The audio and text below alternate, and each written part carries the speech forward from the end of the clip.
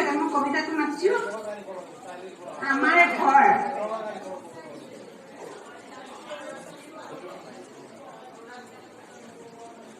কামলৈ যাবি নে কিবা দে আমাৰ ঘৰলৈ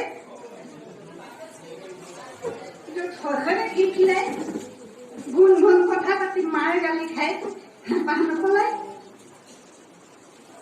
বলছো নে তাই ঘৰৰ পৰাই আহোঁগৈ।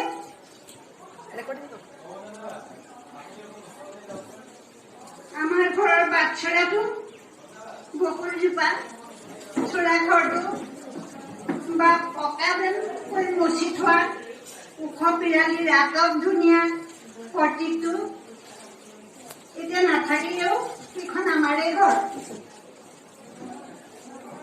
প্ৰতীকৰ চকীখনত টেবুল আগত লৈ দেউতা বহি নাথাকিলেও প্ৰতীকৰ ফুলৰ টাবকেইটা নাইকিয়া হ'ল যদিও ভাত বাঢ়িছো খাই দি বুলি পাকঘৰৰ পৰা মায়ে নেমাতিলেও সেইখন আমাৰেই ঘৰ।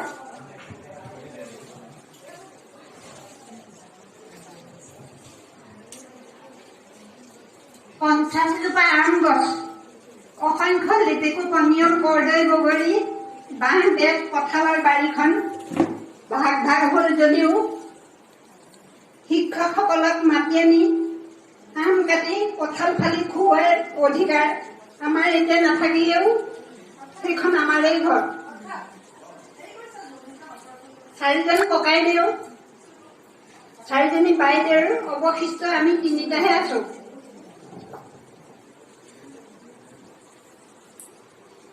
চাৰিজন ককাইদেউ চাৰিজনী বাইদেউৰ অৱশিষ্ট আমি তিনিটাহে আছো যদিও অ তহঁত আহিছ আহ ভিতৰলৈ বুলি মাতিবলৈ নবৌ চাৰিজনীও নাই যদিও ভতিজা ভতিজী নাতি নাতিনীক লৈ এইখন আমাৰেই ঘৰ। বাইদেউ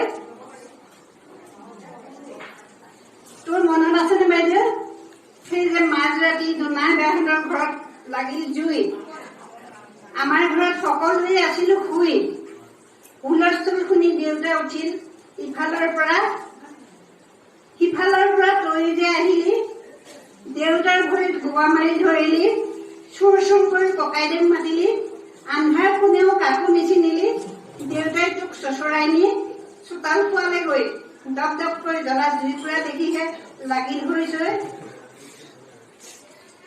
তই দৌৰি গলি জনাইবাৰ ঘৰলৈ, অসুচী বান্ধৱীৰ বিচনাখনকে টানি উলিয়ালি।